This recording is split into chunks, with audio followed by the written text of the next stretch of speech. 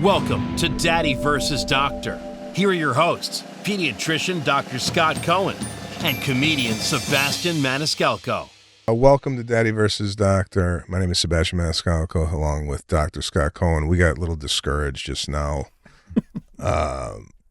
We feel like we're putting out some content that's informational. There's some entertainment value here. We're interviewing people who are, in the entertainment business or in whatever business they're in, talking about family. Motivational speaking, parents. And we just found out that apparently what's trending is a guy in the street smelling people's fingers and someone cutting open watermelon and blending it. Yeah. And we want to know from you, what would you rather see? Would you rather see us cutting fruit, me smelling Dr. Cohen's feet? What is it going to take for this show to get some viewers? Because, and I don't know, maybe we're antiquated and this is something that people have just moved on from, or I don't know what it is. I think maybe we go back to when my patient called me once and asked me and told me that their child's diaper tasted differently. Maybe that is what would get people interested. We start tasting and smelling diapers. Could be the next segment here on Daddy versus and Doctor. See who's in it, what's in it. We apologize for the low energy. I'm wearing no-show socks today. I want to get your take on this just before we dive into stuff. I'm doing the same. Do you have no-show socks? Oh, no, I just have no socks. No, I got socks. Oh, yeah, I wear those with the sneakers, but with the sandals, you just don't wear socks. All right. And actually, one of the doctors in my office was sending out a group email to everybody and said, we're going to have a doctor meeting, and these are the things we're going to talk about. And at the end, she goes, and maybe we should discuss whether Dr. Cohen should start wearing socks again. Okay, well, let me just show the viewers what this looks like. And I don't think there's no way in hell that you can feel like a man wearing it. This is basically, I mean, look at that. That's like a... Yeah, those are like the one. But don't they always ride in the heel? That's a ballerina look. Yeah, no, actually... They always fall down the heel. That's what bothers me. Yeah, by the way, my socks are dirty. That's not like me at all. I apologize for that, viewers. Maybe that will get 200,000 I think close-ups of Sebastian's feet. There's a lot of people with feet fetishes that maybe will tune in now for to look at your feet. If you OnlyFans your feet, I think you quit this and go OnlyFans for the feet. All right, I want to jump into a few things here. We haven't talked. I don't know what's going on with our personal relationship, but we've apparently that's dead too. I haven't talked to him since the last time. You were at your wife's 40th birthday party away, so you were away. I didn't want to interrupt your When's the last gallivanting. When's the last time we did this? Do you remember? About 4 weeks ago. No, it wasn't 4 weeks ago. 3 weeks ago. No, we haven't talked in 3 weeks. Ed Milet was here 3 weeks ago. Mario Lopez. Yeah, Mario Lopez. That was 3 weeks ago? 3 weeks ago. So 3 weeks. This is the third week from then. Where have you been? I've been right here. Has it really been? I've been working. It's a grind out there.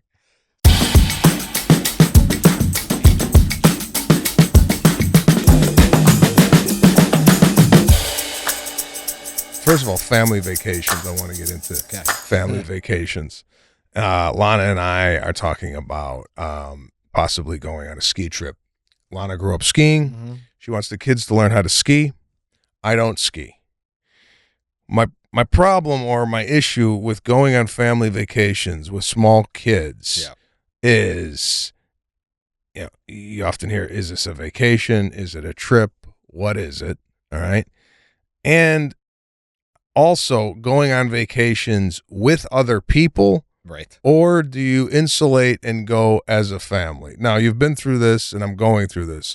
When the kids were 4 years old, were you going on these family vacations or did you wait till a certain age? No, we were going on family vacations when they were younger was more going to grandparents' houses in different parts of the country. And then we traveled with them pretty early. They were good travelers early on, but you're right. When they're really young, like toddler age, going to a place like Europe, and if you're planning to sightsee, it's a lot more work. Waking up, you don't have any of their stuff. They're tired. They're cranky. You're always looking for food. So I think those big type of trips need to be when they're a little older. Okay, so a ski trip, Yeah. in December, 6 and 4, we Yeah. feel like the kids are self-sufficient Yeah, enough you where can we do could that. get them on a plane and they're not going to cry or this, that, and the other thing. But for myself, selfishly, if I'm not doing any Right, of the you don't want to activities, do it. well, I'm not. I don't. Listen. We go on a ski trip. If you don't ski, what are we doing? Right, I'm not a skier. We just play in the snow. Yeah, I mean, you've gone on these winter trips, Yeah.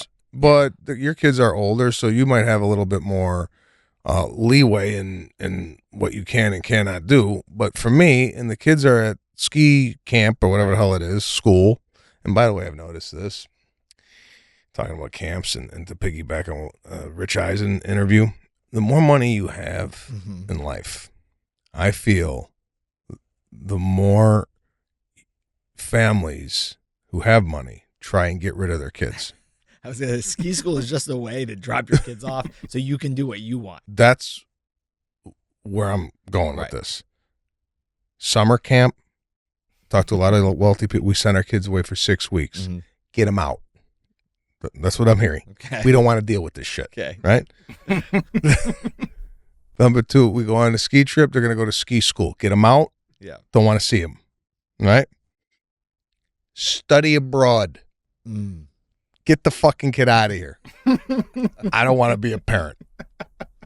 Now, can you give me an argument on the flip side? Because you did some of this shit. You did that. I did summer camp.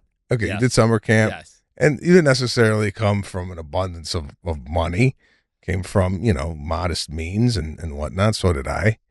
But is my theory correct? I think on some of the things, yes. I think ski school is under the guise of my kid's going to be an Olympic skier, and none of them are going to be.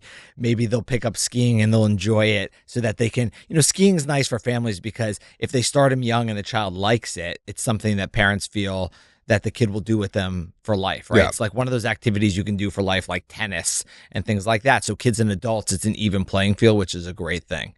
I think, yes, part of it is when they go on vacation. I hear from parents, right? It's nice to have the day. The kids are at a different level to start. They have to learn anyways. They're with other kids. So the kids are enjoying it. And then you get to do your Black Diamond mogul skiing and then see them at the end of the day. And we did that. See, we're not skiers. And the first time we went skiing, we put the kids in ski school because we wanted to see if they liked it, to learn it. Aaron and I don't ski. We did one, whatever's easier, the blue or the green, down, and then we went back up to the top to the cafeteria and drank all afternoon. And then when the ski session was done, we were the only ones who took the gondola back down. We didn't even ski back down and met the kids, and that was our ski trip. Okay, so this is my point, and I harbor a lot of guilt here when we go on a family vacation. My argument to Lana was, why are we going on a family vacation if the family during the vacation is fragmented? The kids are in school, daddy can't ski, he's having hot cocoa by the fireplace and also bringing help while this is another Most people aren't bringing help. I know, All right, but I want to talk about exactly, this. yeah. For me, it's like, yeah, do I like to go out to dinner with Lana if we're on a family vacation? Kids are sleeping, and we did this in Santa Barbara. We took the kids. We didn't have no nanny. We didn't have no grandma there, nothing. Just us and the kids. And we were so close to the restaurant, right? Our room was 5 doors down from the restaurant. Right. Did I tell you about this? Yeah. Okay. No, but nobody else knows about Okay. it. So I asked Lana, I go, geez, the distance between the restaurant and where the kids are sleeping is similar to the distance in our house where if we're in the living room and they're in the bedroom. Yep. So can we go as parents to eat and have our kids stay in the hotel room alone? No. Right. We did not do Right. that. I know you we did didn't not do it, do which that, is good. but we did question it Right. just to see where people were at with this. Right. All right. So we ended up getting a babysitter Mm-hmm. who was lovely, loved her. That's another option you could do when you're on vacation. The whole thing about that is trusting the babysitter that comes to sit your kids. Right? This is all too much stress for me to go on vacation to deal with, right? Yeah. I'd rather sit here and not do anything until the kids are at an age where, yeah, they could go off on their own. Mm-hmm. We could do our own thing. We'll meet up here and there. I mean, But I think vacations aren't for us. It is really, once you have kids, it's what's enjoyable for them. So doing things like ski school, and we joke around that it's just for the parents, but the kids are enjoying it too because they're also with other kids and they don't want to be toted around by us all day. They want to be with other kids and enjoying activities. So I think a lot of vacation is, one, is the child enjoying themselves? What activities are you doing for them? What things are you able to do as well? And I think the biggest thing I've learned as I've gotten older and we've done lots of vacations, you mentioned who you're with. I think is a big thing, because it doesn't matter what you're doing if the people that are around you, and it may just be your immediate family, but whoever you're with really makes or breaks a vacation. And we've talked about this, people you're friends with aren't necessarily people you can vacation with, or not all your friends are people you can vacation with. I think it's two very different subsets, right? Living with somebody is very different than just a, hey, how you doing friendship, don't you think? And you've done this, and I've done this here and there. I don't think I've done this as much as you, but you've gone and rented a home with another family, right? Here's my problem. Yeah. You're a dear friend of mine. I don't know if I want to wake up in the morning and see you eating scrambled eggs. What's wrong with me eating scrambled eggs? Could you deal with anybody in the morning eating scrambled eggs? I just don't know, like, your in-home behavior. Like, I know you in this setting, we go out. I just don't know, like, what do you do in the morning that I'm going to be sitting there and you're going to go to the refrigerator and you're eating, and like, oh, it's and over. I'm like, oh, fuck, he does that in the morning? So you got to be real comfortable. You have to be comfortable. And it's a couple thing also, right? You got both. The whole couple has to be comfortable with the other couple. That's why we always traveled with families with similar age children, just because it made it easier, right? Again, the kids can do activities together. The adults can do activities together. Kids are hanging out together, then adults can hang out together, and then we can do things as well as a family. And then there are things like, we talk about vacation, there are things like, I don't like heights. So we've been on vacations where Aaron and the girls and the other family want to do those courses, those rope courses. And they scare me to death. I can't climb up a tree and jump off a tree and do it. And they love it. So they do it, and I don't do it. And that's okay. You sound like what I am, and I call it the say hi to daddy. Many times I've been in situations now with my wife and two kids. The last one was when we were at Universal Studios. I don't do rides. I don't do any of that. The kids and the Lana are on the ride, and it's say hi to daddy. I seem to be always out tickets, always on the sidelines, watching the fun rather than participating in it.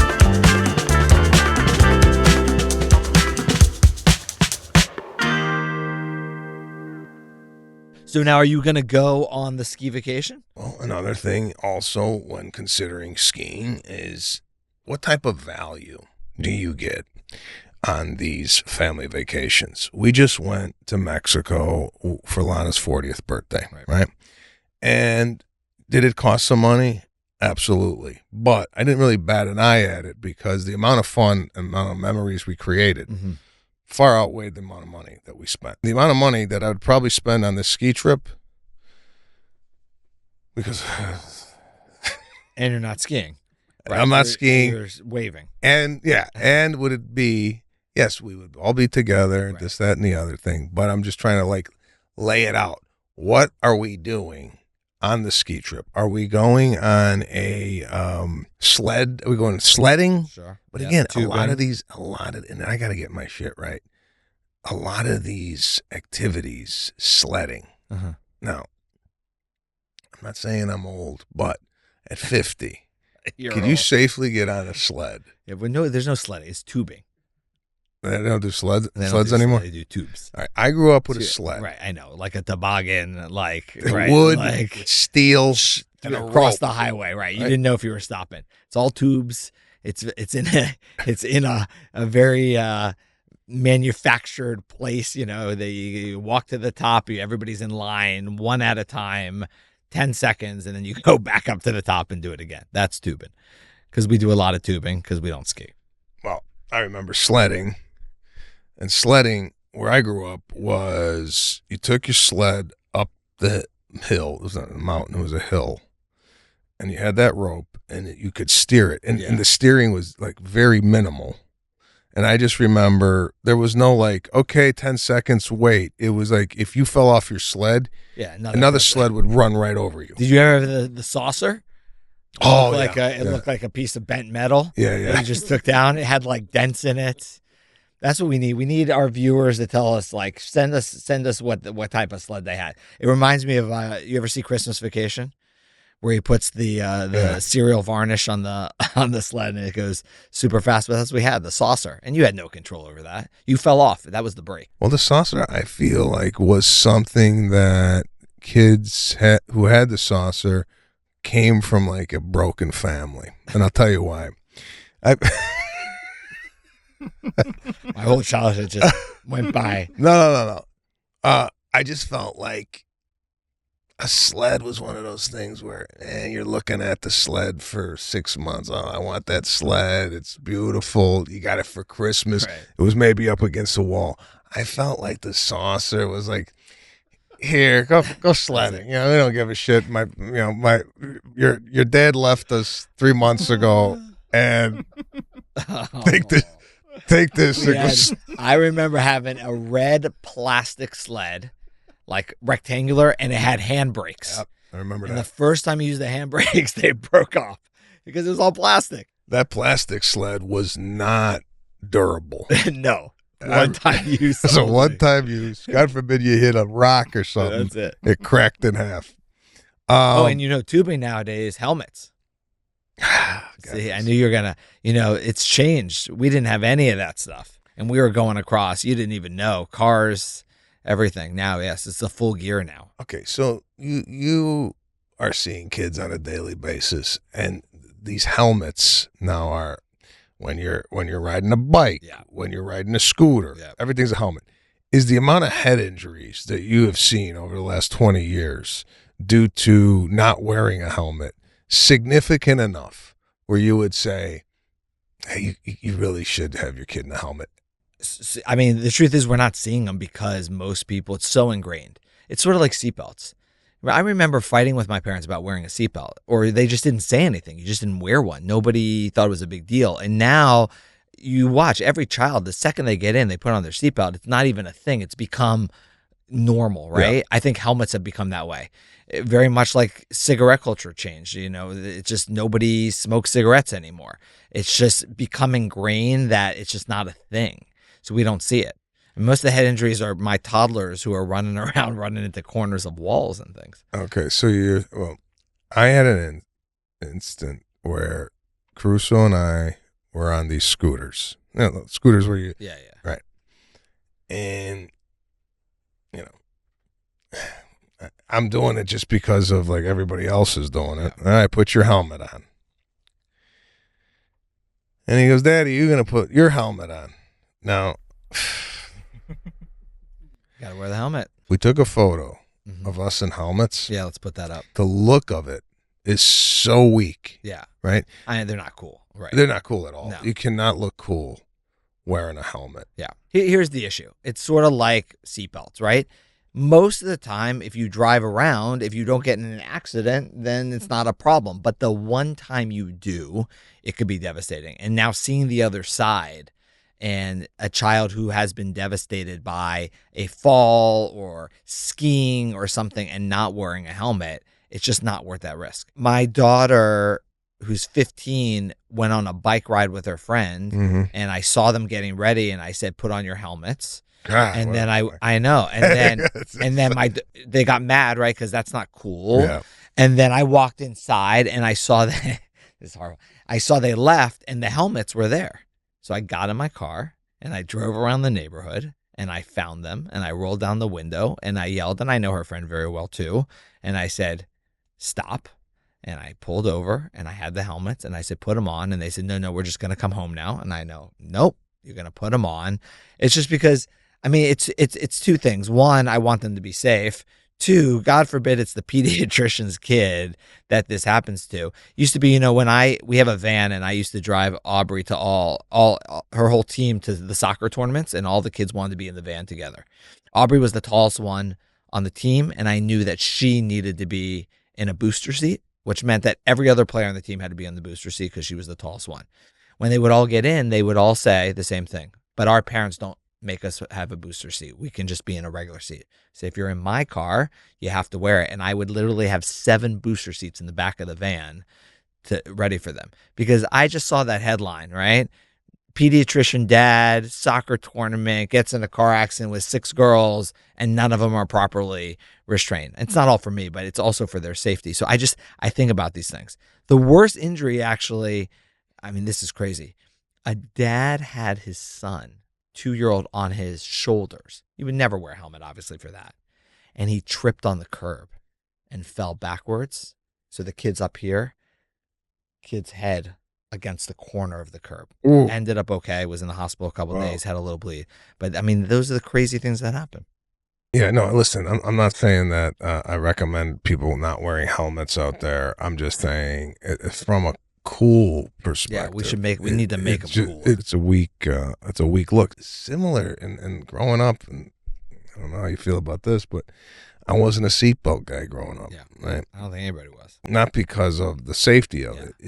I used to wear these beautiful shirts. It would wrinkle the shirt. And it would wrinkle the shirt, right? Or I would tuck it under Such here. an Italian perspective. Yeah, it just didn't look good with do the. It. But I remember road trips from Maryland to Florida where we slept like on the floor in front of the seats. Yeah, I mean the safety back then was just questionable. It's the design. It's the design. The helmet is too large for if they made a helmet that was almost like. Well, motorcycle helmets are cool. Every kid should wear a motorcycle helmet. Well, no, I've worn a motorcycle helmet. I look like a complete idiot. Wait, why? Everybody else looks really cool. I had a Vespa, and the helmet was almost like an alien. I had a Vespa, and my face was like smushed in there. I tried the ones with the visor, and it still doesn't have. It just they got to be a redesign on the helmet. I don't know what it is, but it ain't looking. Elon Musk, abandon, go into space, and redesign the bike helmet. Make it cooler.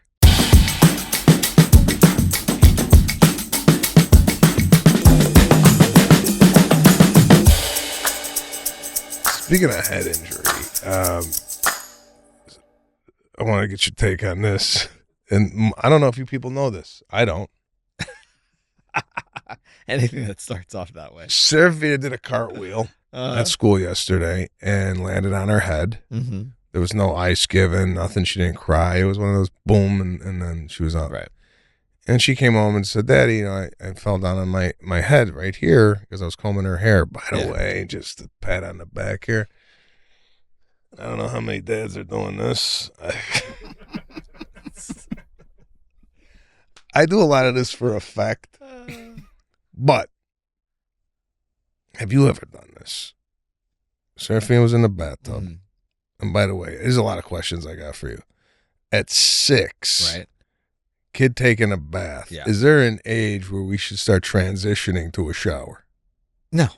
Whenever they want. I mean, sometimes it just becomes ease and time that you end up going to the shower, but it doesn't matter. Okay. At a specific age. She took her bath, and what I tend to do, I tell them, wash your own hair, wash yourself. I'm there. Yeah. But I'm trying to get them independent.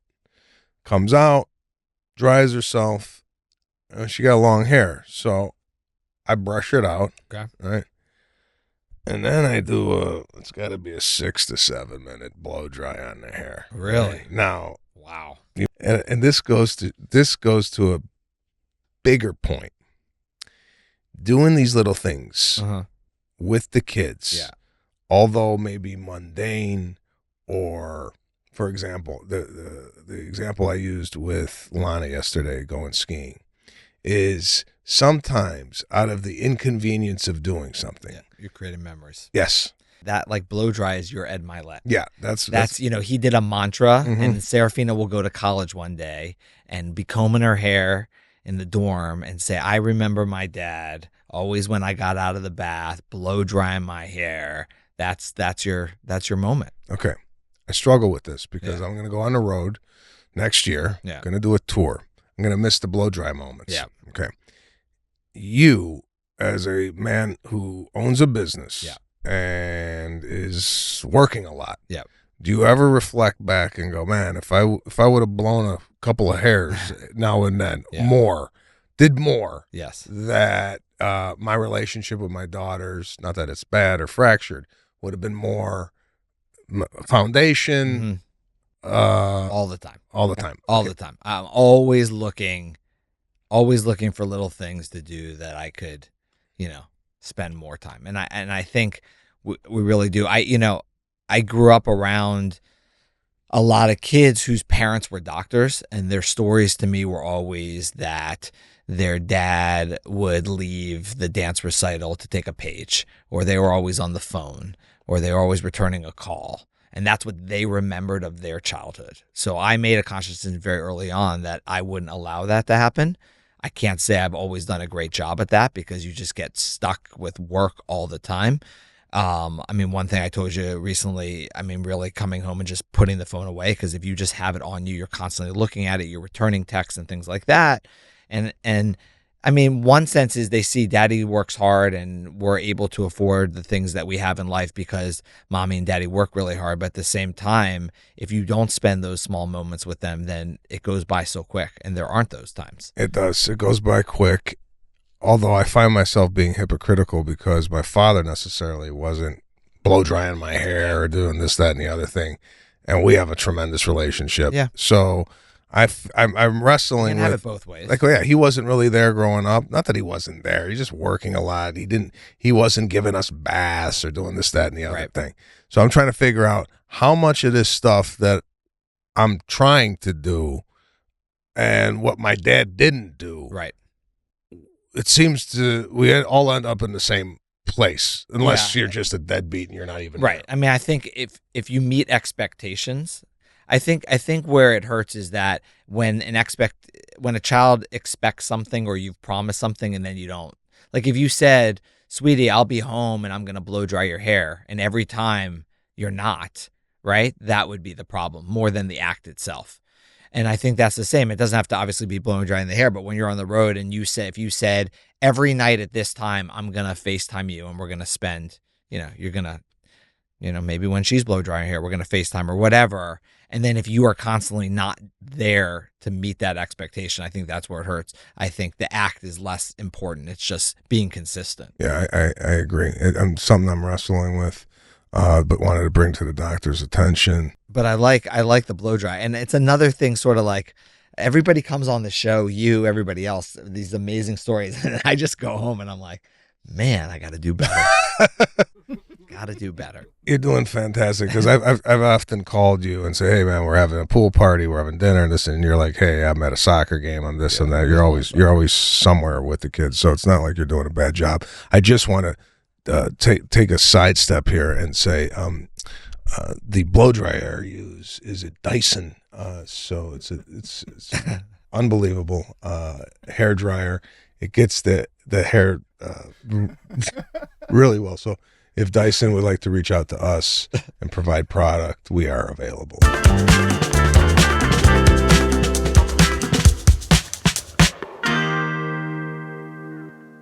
I have a question. This has come up a couple times this week. So I've had a couple kids this week come in after falling, 2-3-year-olds, chin lacerations, like open up, cuts.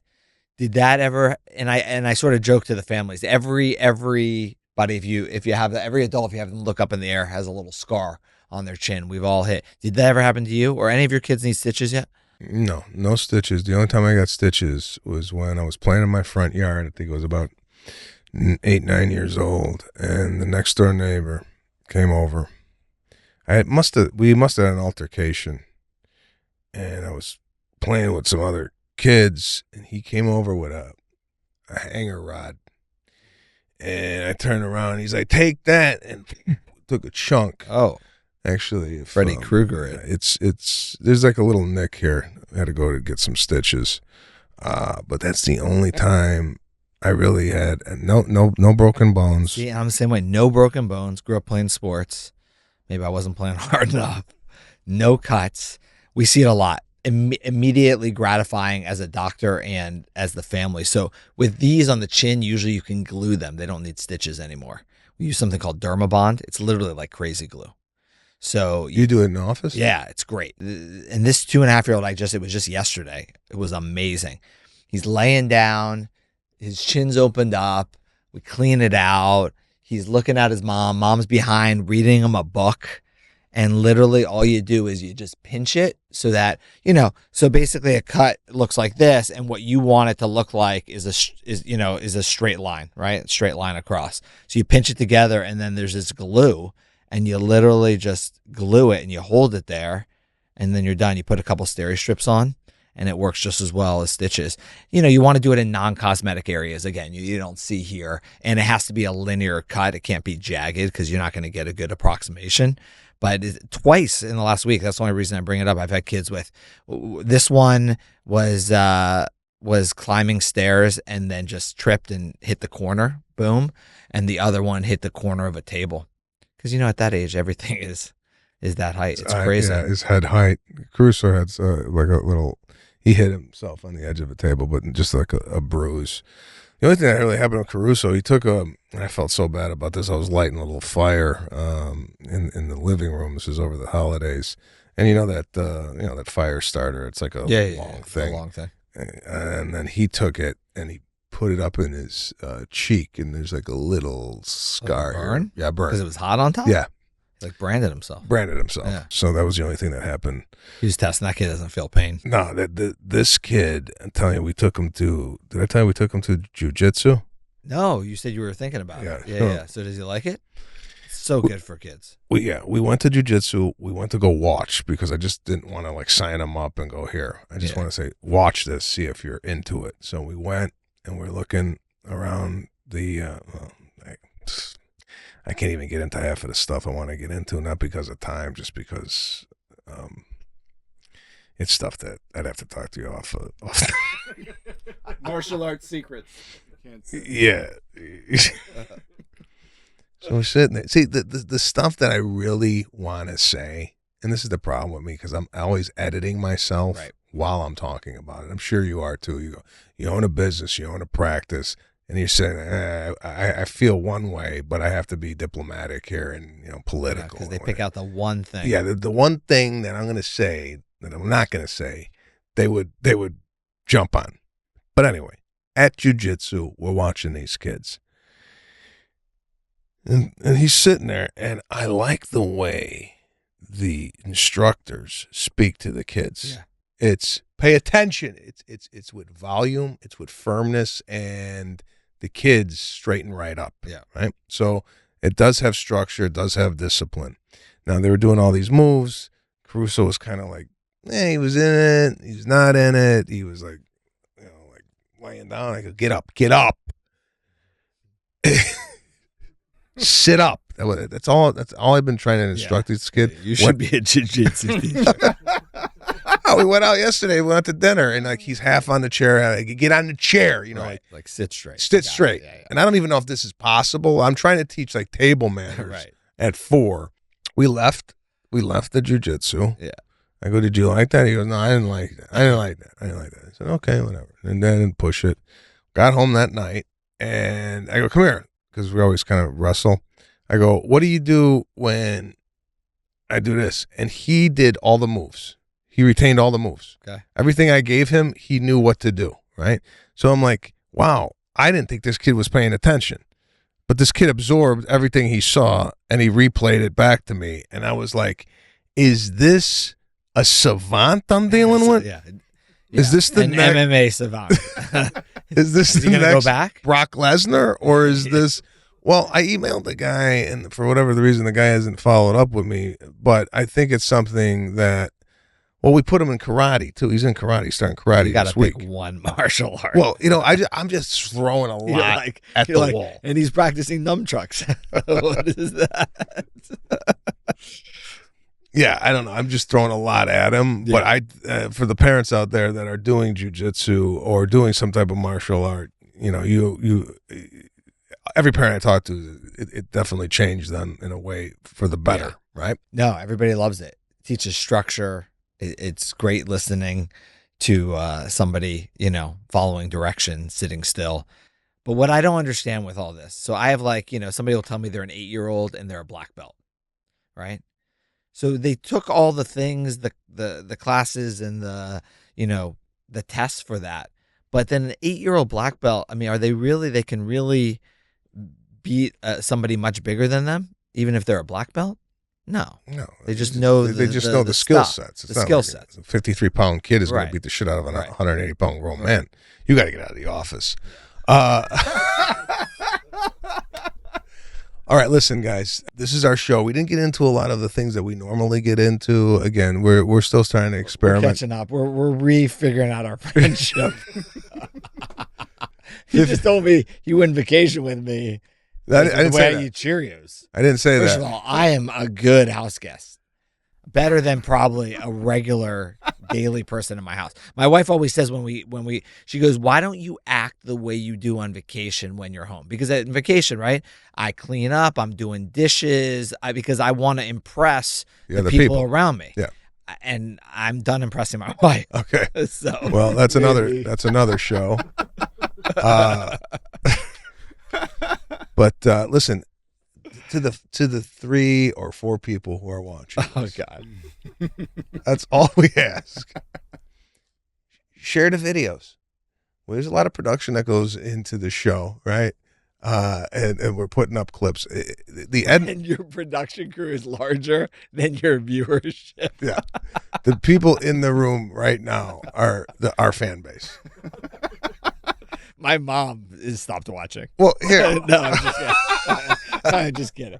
She's in New Zealand right now, so I don't know if we're there.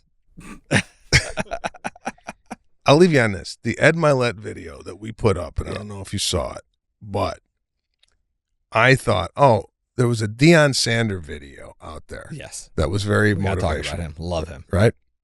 Got to get him on the show.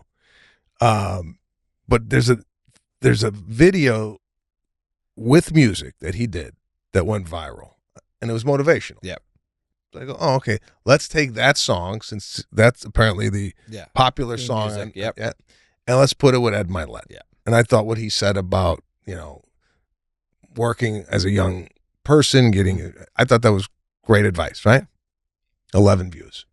So Somehow he can afford an island, though. So there's a disconnect in what I'm doing and what he's doing.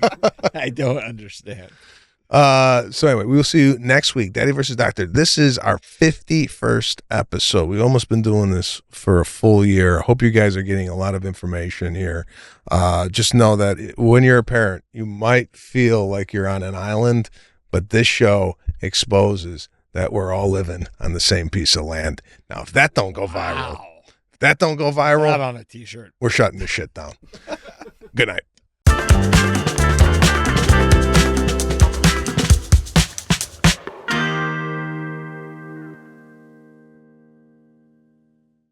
The opinions expressed in this program are not intended as professional medical advice, as a diagnosis, as a treatment protocol, or as a substitute for professional medical advice from your physician. Please consider your own medical history and consult with your own physician for your specific healthcare and/or medical needs and about your concerns for yourself and your family.